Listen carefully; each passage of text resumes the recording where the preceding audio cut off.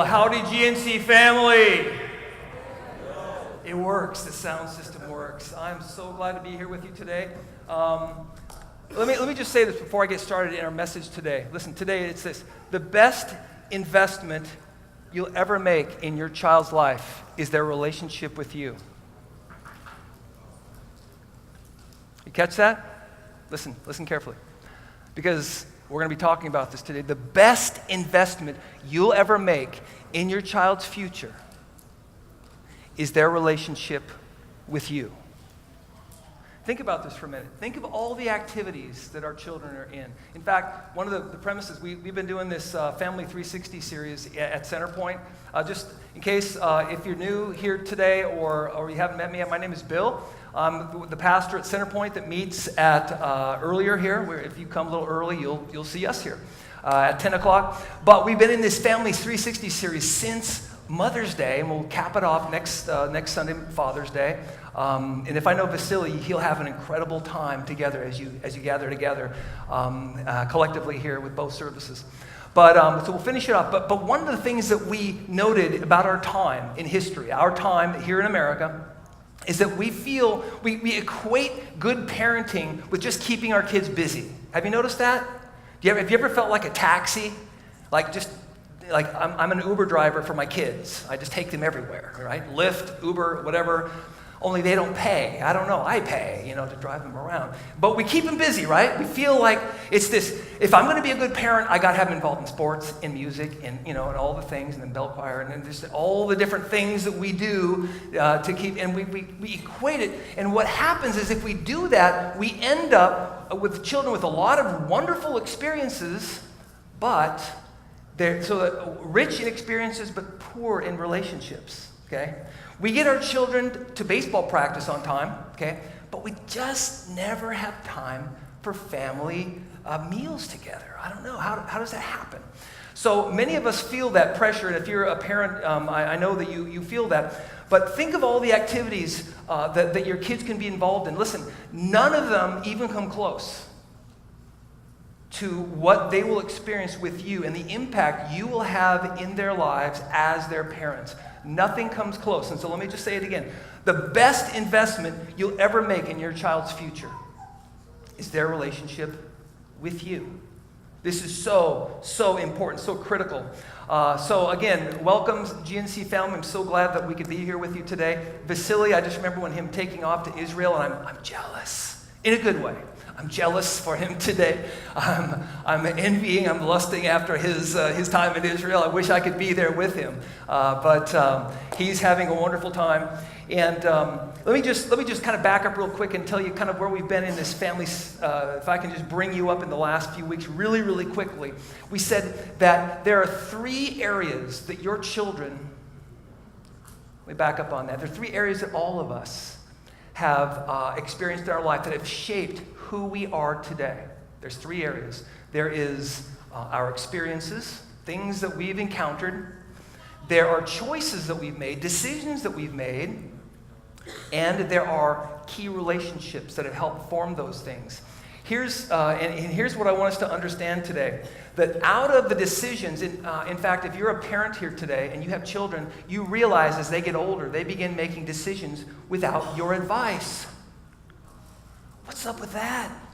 They begin experiencing things that, we wish we had oversight of. Wouldn't it be nice to have some sort of like being there and say, no, that's a bad idea, son. I don't want to go there. But they start experiencing things, right? Out of our oversight as they grow older. So out of these 3 things that shape our lives, our experiences, our decisions, and our relationships, when they get to a certain age, you're not gonna have a lot of input here. So the only card you have, and let me just say, I think it's the most powerful area for you as a parent to get a hold of, and we're going to be talking about this today, to get a hold of is this key area of key relationships in their lives. So let me just, I handed out a little, I have a little card for you, a little gift. We handed them out to our people a couple weeks ago. But on the way out, this is just a little prayer card for you to consider as a parent. Maybe you're a grandparent. Makes no difference. I would just encourage you to grab a hold of these 3 key relationships that you will have in life, that our children will have in life, are these. Number 1, and it's in the form of 3 different questions. And I just think this is so important for us to ask ourselves, whatever stage our children are in, whether they're this tall or whether they're taller than us. Okay? Here are the 3 questions. Number 1, how's my child's relationship with me? On a scale from 1 to 10, do we talk? Okay. How is my child's relationship with me? The second one is this: how is my child's relationship with God? Or how is their non-relationship with God? Okay. I mean, does it exist? Okay. The third one is this: how is my child's relationship with others? And this is specifically others who are outside of the family, maybe in the church here. It could be an educator, it could be a coach, but some kind of influence, a godly influence in their life that can speak into their lives. These 3 relationships are just absolutely key. So I just want to encourage you to pick this up on your way out and keep it in your, ladies, in your purse, men in your pocket, whatever. Just keep it in a place where you can ask your children, regardless of where they are in life, how is their relationship with me? Is it going? Is it growing? How's their relationship with God, and how is their key relationships with others? And so, and again, here's why this is so important.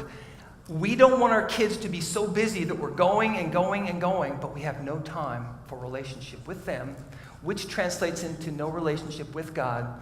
And so this is so important. If you want to set up your children for the best success, the best chances for success in every area of their life, I'm just telling you, it'll start with that relationship with you. Now, we're all at different stages here. Some of you maybe are expecting right now, and some of us have newborns. Some of us have adult children. Wherever you are, that's where I am in this time of my life. I have adult children, 3 kids, 4 grandkids, and they're awesome.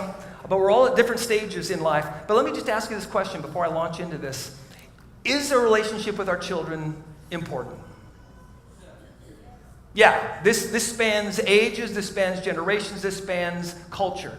Absolutely. So let me give you, and I hope you got the notes. If you didn't get the notes, would you just raise your hand real quick? Because we got some key ideas and thoughts. I want to make sure we understand some questions to ask. 2 compelling reasons, and this is in your notes, 2 compelling reasons to re-engage with your kids' life, wherever you are. Whether, again, they're younger or whether they're older. 2 compelling reasons to re-engage, reconnect, find some way, and my hope today is to motivate you to in whatever it takes, as far as it is humanly possible, to re-engage with your children, wherever they are, in a significant way in their life. Because here's what's at stake. Here it is, 2 compelling reasons. Number 1, when it's most important, the quality of your relationship with your kids, when it's most important, the quality of your relationship with your kids will determine the weight of your influence in their life. Okay? When it is most important, the quality of your relationship with your kids will determine the weight of your influence in their life. Now, this is self-evident. And I'll tell you what I mean. Some of you have friends whose dad moved out when they were like 2 or 3, gone from their life, okay? And then as time goes on, they get into their teen years, and they're in trouble. And dad, what? Dad tries to plop down in the middle and say, okay, wait, we're going to straighten things out now. What's that boy going to say? Where were you when I was 2? And now you come and tell me you're trying to set my life around? That's not how it works. The dad has what? He has no relationship with his boy. Okay. Now, maybe that was your experience. Maybe you have someone who's experienced that. But we all know it's true. If you're not here, if you're not anchored, if you're not involved in your child's life, when he gets to this stage, there's not a lot of influence coming towards dad, is there? Or from dad. Okay? But on the other hand, many of you here know, and maybe you're experiencing this. Maybe you're in your 30s or 40s or 50s, but your parents have an incredible amount of influence. When we're thinking about home, dad, mom, what do you guys think? They come to you for advice, right? They come to you for hopefully some godly wisdom, and they're looking for that in your life. So we know and this is, again, here's the compelling reason to re-engage. When it's most important, when your kids begin making hard decisions in life, the quality of your relationship with your kids will determine the weight of your influence in your life. Now, as parents, listen, this is so important. As parents, we want to have a place of influence in the lives of our children.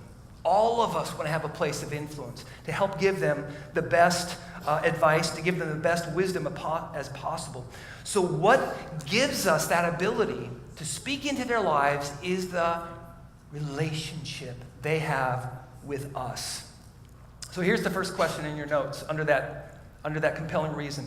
The first question is this: what can I do now to enhance my relationship with my kids? What can I do today? What can I do to enhance my relationships with my kids? Now, this is so obvious. All of us as parents will go, yeah, that's important. But sometimes the busyness of life, the tyranny of the urgent, we miss what's important, and we just got to get up to the next thing. Got to keep them going. And here's why this is so important to us. If we miss this at this most formative time of their lives, if we miss investing in them relationally, when they come to those times to begin making hard decisions, you will not have a place of influence in their lives. This is just a relational principle of life. And here's let me just give you an example about this. When they're young, when they're 2, we take them by the hand and we bring them around, don't we? Stay with Daddy. You're not going anywhere. You're staying with me, okay? We find ways to do that. So when they're smaller, it's not about relationship. It's about what? Size and status. I'm bigger and I'm the dad. You're staying with me, right? That's how it works. Hey, come on, stay over here. I don't want you by the road, son, right? So it's all about size and status, okay? Now, when I was about 2, my mom would pick me up and put me in the car. Size and status. You're going with us. Strap it in. We didn't even have car seats. Are you kidding me? We just ran around in the back seat, driving around 60 miles an hour on the freeway. But we all know that changes, doesn't it? My mom can't pick me up and put me in the back seat anymore. It doesn't work that way. Size and status goes away. So you will always be their parent, but your ability to command them and to do whatever it is you want them to do at a certain age, that's going to tail off. That's going to diminish. Okay, that will go away. So we must shift from size and status to relationship. This is so incredibly important because once that relationship is what gives us influence in their lives. That can only happen through relationship. Now, if we don't shift away from size and status to influencing in their lives, we're just going to keep ramping up the size and status thing as they get older.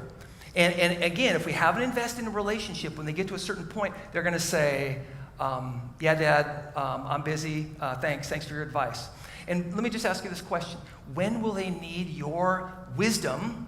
When will they need your godly experience and wisdom most? When they begin making life decisions. Who will I marry? Really, who should I date? How far is too far? Okay, right? All these questions. And when that happens, you want to have a place of influence in their lives. Now, there are moments in our life when we begin to realize as parents that size and status is changing. That relationship we have with our kids, you will stay by dad. That is diminishing. And we don't say, I'm bigger and I'm the dad anymore. Here's what we say. Do you want to use the car? Right? Do you need cash? Listen, do you want more of, hey, come back here, I'm talking to you. Come here. I got stuff you want. Right?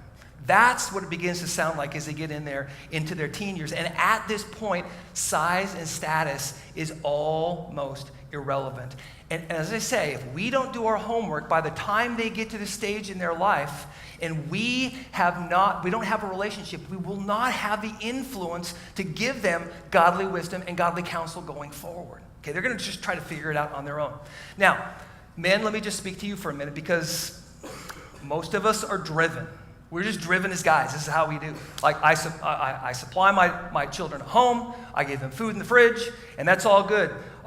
In fact, Bill, listen, I've even got a college savings fund for them. I'm working hard. I care about my kids. And hear me on this, okay? One day, you would give all that away just to have a place of influence in the lives of your children. That's why this is so important. Where there's no relationship, there's no influence, and you'll just keep pushing on those buttons. But I said, and as long as you're under my roof, and we're pulling on the levers, and why is this driving them away? Where there's no relationship, there is no influence. And so what we do as parents, and this is the stuff that movies are made out of, we result to guilt and bribery. And here's an example. Maybe if you're an adult child, you've heard these things. You never call us anymore. When are you coming over? When? We never see you. Now, does that endear you to anyone? It doesn't endear me. Oh, now I feel guilty. Okay, guilt. All right, I got to go honor my mom. Hey, listen, son, if you and your wife come over, your mom and I got a gift for you. But you have to come over to get it. Right? And you go, well, I want that, but, yeah. See, we start using things to get a relationship when there's no relationship at all. So how do I quit feeling guilty and get what they have? If we don't move from size and status to influence, we will end up using guilt and just eroding their, and bribery. And so, listen, for us, this is so important. I hope I presented my case well enough. The relationship with your child is not optional. This is so important. And sometimes, because of the busyness, we overlook. But this is such a big priority. Let me show you. Ephesians chapter 6. If you have your Bibles, Ephesians chapter 6, we're going to look at one verse today. It says this. Ephesians chapter 6, verse 4 talks about this important, I think, life-changing relationship with our children. Listen to Paul's words, and this is to the church in Ephesus. He says this, fathers, do not provoke your children to anger. By the way, I'm reading from the NLT. Fathers, do not provoke your children to anger by the way you treat them. Rather, bring them up with the discipline and instruction that comes from the Lord. Okay? So, fathers, mothers, don't provoke your children. Why would you do that? Don't do that. When we provoke them, when we abuse this relationship using our size and our status. For some of us, as the children get bigger, our voices get louder, right? If I just say it louder, they'll hear me, right? And they'll do those things. So even when we're wrong, we're right. Have you ever noticed that? Even when we're wrong, we're right. My son Josiah, when he was about 6, I still remember, he was 6 years old, and it was 1990. He was, we were going to take the kids we had never been to the theater with them. This was a brand new experience. And the Jungle Book, the original Disney animated movie, was coming to the big screen. And they were so excited, and of course all the hype, advertising. But anyway, so we were going to go to this, and so we, the day that it happened, I'd gone out in our garden, and we had just picked some of the sweetest cherry tomatoes, sweet 100s. They're amazing. Now, Josiah didn't like tomatoes, but I was convinced it's because he didn't have a good tomato. Yeah.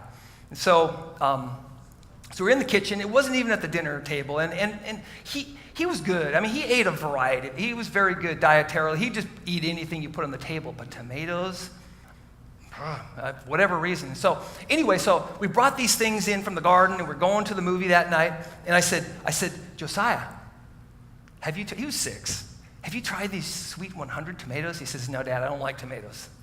I said, it's because you haven't had a good one. These are good. And he said, yeah, no, I don't think I'll have one. Just take a bite. Just try one of them. No, I'm not. No, Dad, I'm not gonna. This again wasn't the dinner table. We're standing in the kitchen, and you know what I said? If you want to go to the movie tonight, you're gonna have to eat that cherry tomato. This is where you all go, boo! Bad idea, Dad. And he goes, all right, size and status, right? So he takes his tomato and he starts chewing it, and I'm going, isn't that good? Isn't it? No. And his tears start coming down his eyes. Now, what I didn't know is tomatoes gave him this gag reflex. And I'm like, oh, they're awesome. And I was like, oh, just, okay. Just spit it in the sink.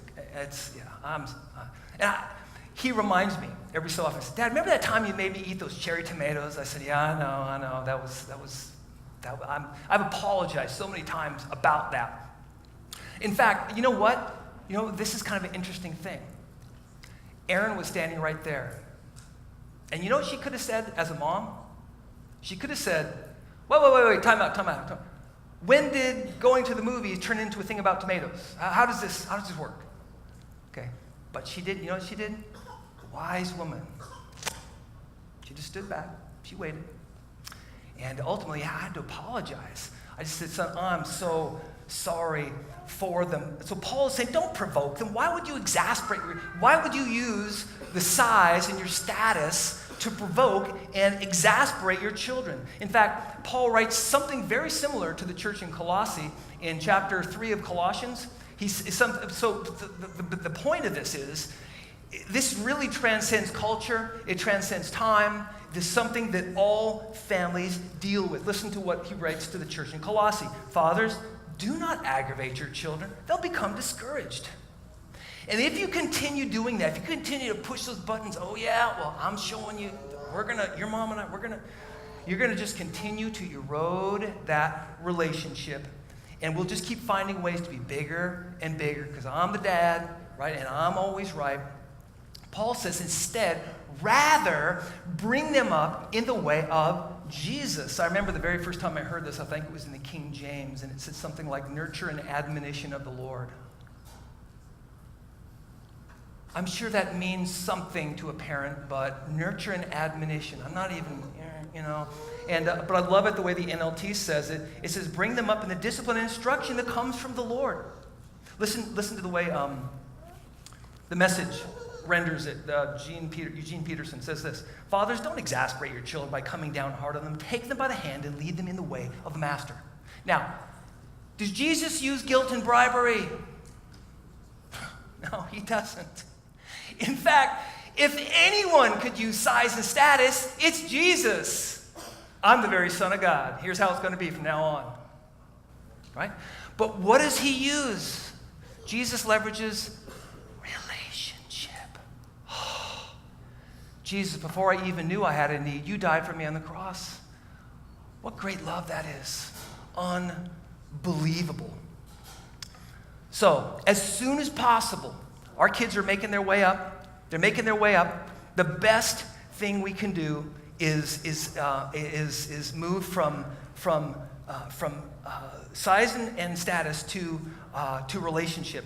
That's why I say the best investment you'll ever make in your children and their child's future is their relationship with you. Because ultimately it is the health of that relationship that will determine your influence in their life going into the young adult years. Okay. Here's the second question to ask yourself on the notes. Or B there, what can I do to shift from size and status to influence? What can I do to shift from size and status to influence? See, now is the time to say, okay, I've been doing this. I started out at 2 years old. This is so appropriate. They need that. But at some point along the way, we need to begin backing off and treating them as young adults. And so this relational thing is so important. And if you feel like, Bill, time out. I mean, it all sounds good. I'm just telling you, it won't work in my house. You don't know my kids. And if by that you mean, well, I can't get him to do what I want to do any other way, so here's how it's going to be. See, this is not the goal anymore. When they come to their young adult years, your goal is not to get them to do what you want to do. Your goal is to lead them in the way of the master. Okay? So that when those big decisions or maybe the mistakes or really bad experiences, they can come back to a mom and a dad who have driven a relational stake so deep into their life that they just can't help but come back. This is so, so, so important. So again, 2 compelling reasons to re-engage with your kids wherever you are, whether it's in their young formative years or they're in their young adult years. 2 compelling reasons. Number 1, when it's most important, the quality of your relationship with your kids will determine the weight of your influence in their life. Number 1. Here's the second one on your notes. Your relationship with your children is what sets them up for success in future relationships. Your relationship with your children is what sets them up in life for future relationships. So improving the quality of your relationships with them now gives them a much better chance to relate to others, whether it's business, whether it's personal, okay, family, in every way. And when our kids were growing up, I'd forgotten how much time we actually spent with them. And this is the key, time. There's no shortcut to relationships. Relationships take time.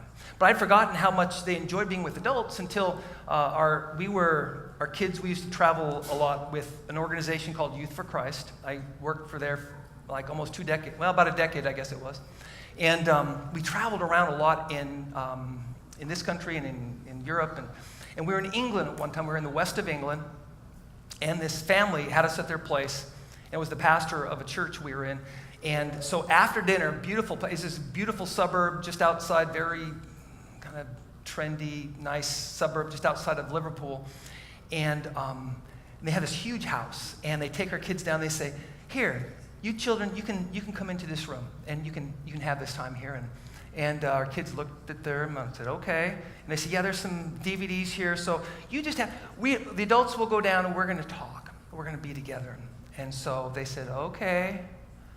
And so they left, and I didn't think too much about it until afterwards. My daughter Shannon, our youngest, she said, "Why do they put us in a side room over here by ourselves?" And I said, "They're trying to be hospitable, I guess. I think they're just trying to be a good host." And they said, "But we like," and all together, "but we like being with the adults. We like talking. We like conversation." Now, we had a little bit of an advantage because my wife, who was a public school teacher at the time, said, "I just want to be with our kids. I can give them a better education. I mean, I know my co-teachers, you know. I know I can give them a better education 3-on-1 than, or 30-on-1. So, but anyway, she had time. And then they gave, she was just an incredible relationship maker, my wife is. And we did a lot of things wrong, but we had this wonderful time where she would spend with them. And really, I think the key was back when I was working before I began being involved in ministry, we used to take my kids out. I had daddy-daughter dates and dates with my son, you know, when he was little, and we let them pick a place to go for. I had worked 4 10s, Monday, Tuesday, Thursday, Friday, so I had Wednesday off, and that was Daddy Day. And once a month, they got to pick where they wanted to go for breakfast. And, you know, just all that goes along with that. So we find ways to spend time with our kids because, see, their future relationships depend on their relationships with you. And if parenting is just about providing a home, I'm going to set my kids up for relational difficulties down the road, and it's just another generation of Harrieds having relational problems for the rest of their life. So investing in future relationships is investing in their lives right now is investing in future relationships. So let's think about that. How can we make this practical? Very practical. Let me just give you 2 areas to be watching as a parent. 2 areas to be watching as a parent. Number 1, this is in your notes, like at the bottom or on the back. I can't remember where it is now. Number 1, they need to feel accepted. Your children need you more than anyone else to let them know they're accepted. And don't just think they know somehow, okay? Unless you told them, they don't know. I provide a home. I got their own room and food in the okay. Just let them know that they're accepted. there, be careful in your disciplining and in your kidding. Children need discipline, but when we're angry, that's a very bad time to be exercising discipline. In fact, let me just suggest this. If you're angry and you're about to... It's time to stand back and say, you know something? I'm going to deal with you, but I'm going to think about it for the next hour. Let them think about it, all right? So if you're angry, back off. Also, the kidding, okay? We say things in jest, we say things in joking, but they take it seriously. I am stupid. I'm dumb. I'm just like my dad, right? All the things they hear that can be poisonous to them, all right? And then be there. Give massive doses of acceptance. I tell you something, they're not going to get it at school. Teachers don't have time. The fellow students, acceptance. They're looking for acceptance somewhere. If they don't get it at home, they're going to look for it somewhere else. Here's the second thing to keep in mind. Number 2, they need your time. Say this word with me. They need your time. Okay, this is important. Don't think quality time. Okay, that's a myth. Think quantity of quality time. Quantity of quality time. Now imagine this. You went to work tomorrow morning and said, listen, you're talking to your supervisor. Listen, I know it's crazy at work right here, right now. It's really crazy at home. I just want you to know I'm not going to be here very much, but the time I'm here, it's going to be quality. How will that work? It won't work, will it? Now, we all know your boss will say, no, you will be here for a quantity of time, and it better be quality because that's what we're paying you for. Okay. Somehow, we've got this idea that, well, we don't have time, but we carve out those 10 minutes, and their quality, I'll tell you that quality 10 minutes a week. Okay. We have the best way to do it is just put it on your schedule. Put it on your schedule. We got everything else on there that's important. Talk to them. Let me just give you a couple of things. When our kids were little, Erin did an incredible job. Again, she's like a walking book on relationships. I don't know how she does it, but she's amazing. She began reading to the children when they were very little. So that when you guys remember the Lord of the Rings movies coming out a few years back? We went to that, and my kids said, the books were awesome. My daughter said, there's a book. Awesome. And so I said, well, I'll read it to you. They're like in high school at the time. I'm reading them through each night before we go to bed, and I read a chapter. I was like, okay, that's it. We're done. No, Daddy, read more, So, okay, I'll read another chapter. It's like luxuriating. It is awesome. So I'm reading. You start them down here, and when they get older, you're going to continue to grow that relationship, okay? Daddy-daughter dates. I still remember taking Sarah out when I think she was in middle school at the time, and she was so anxious. We went to Burger King on 38th Street, and we're having this hamburger, but I couldn't even talk to her. She was so giddy, and because we're going Christmas shopping with Daddy. And so we went from there to the mall, and she just, getting her little gifts, and she had it all planned out. And so those times, in fact, I'll bring them up. I'll say, remember when we used to go to, all the time, Daddy, all the time we used to. I think 3 times. It wasn't that much, but it seemed like it to them. So these things are so huge. In fact, let me just suggest something. Guys are a little bit different. I don't know if you like shopping with your sons. That's kind of, I don't know. Okay, if you need socks or something, I guess. But there's a lot of places you can go around here that have these awesome trails. In fact, do you know, right here in our city limits, we have an old growth forest. It's never been forested. It's called the Point Defiance 5-mile drive. And there are trails that go everywhere through there. You just walk along with your son and just listen to the stuff that starts coming out of his mouth. It's amazing if we're willing to listen. It's amazing. It's amazing. Take some time to do that. Okay, so don't think quality time, think quantity of quality time. And B, you can't have long-distance relationships with children. Texting them, what would you like me to pick up at McDonald's on the way home? Okay, nice, but that's not a relationship, all right? So you got to have proximity. Now, if you were living, and I'm fixing to close this up here, if you're living or hearing today what I've been talking about, and you thought, I wish I'd have known this 5 years ago, maybe 10 years ago. Maybe for some of you, you're thinking, I wish I knew this when they were born, okay? And you're wondering right now, particularly if you have adult children, Bill, how do I get back in? I just want to place back in to my child's life. Is it possible? Is that possible? Let me just say, if you listen today and you find yourself saying, hey, I use guilt, I use bribery, I just use anything, but what can I do? Let me just say this to you, and I don't mean this to discourage you, but there's no guarantee you'll ever get back in. If there is a chance, however, and this is it, I believe it's to serve them. In fact, take a look at your notes there. If you have a disconnect with your adult children, the only way back into their life is to, say it with me, to serve them. The only way back into their life is to serve them. With adult children, listen, you must drop size and status today. Okay? Drop it today and become a servant. You want to lead them in the way of the master? This is where it starts. And for some of us, this is very hard. Because maybe like you, or maybe like me, you were brought up in a place where children were to be seen and not heard.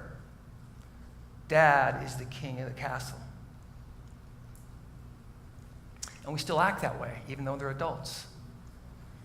That's how I grew up.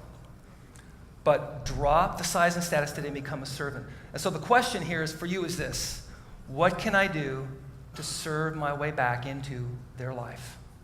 What can I do to serve my way back into their life? Because here's the deal. You can't family tree your way back in. Wait a second, I raised you. Do you know what your mother and I did? Click. That's what they'll do. That's what they'll do. You can't, if you want to open that door, it will take serving them over and over and over. And let me say this. It is hard to close the door on someone who's serving you, who loves you. That is hard.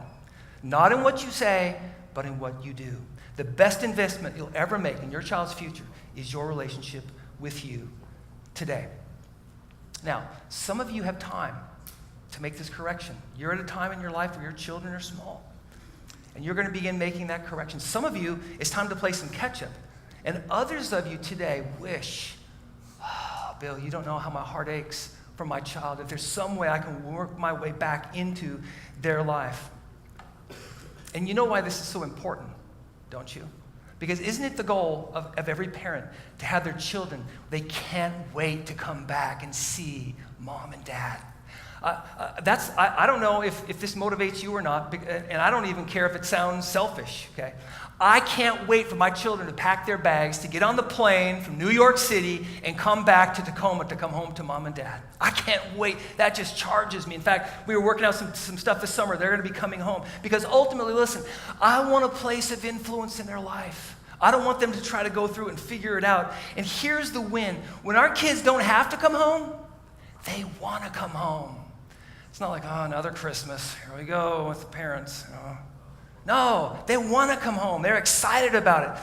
And so it will take some strategic investment on your part right now. But listen, once you do that, you will reap the benefit of it down the road. The best investment you'll ever make in your children's future is their relationship with you. Now, I don't know what your relationship is like with your parents. Okay, let's just flip this around. We've been talking about us to our kids. Let's go the other way around, okay, just for a second. And imagine this. Your parents, you were able to sit down at the table across from them, little table, just you two. And they looked across the table at you with eyes of admiration and eyes of just compassion. And they looked across and they took your hand and they said, listen, I want you to know something. Your mother and I are so proud of you. I want you to know that we love you so much. And for the rest of my life, I'm going to do everything I can to be on your team. I'm going to do everything I can. I will be your biggest fan. I want you to know I love you so much. Would that make a difference in your life? Yeah, you know it would. It would make a difference in all of our lives. For our parents to come along and tell how proud we are of you. When you move from size and status to relational influence, that is what you're doing to your children. you're showing them, I love you. Your dad and I are so excited about where you're going. Okay? We just want to be a part. And you let us know because we're here. Okay? That makes every difference in the world. The best investment you'll ever make in your child's future is their relationship to you. Let's pray.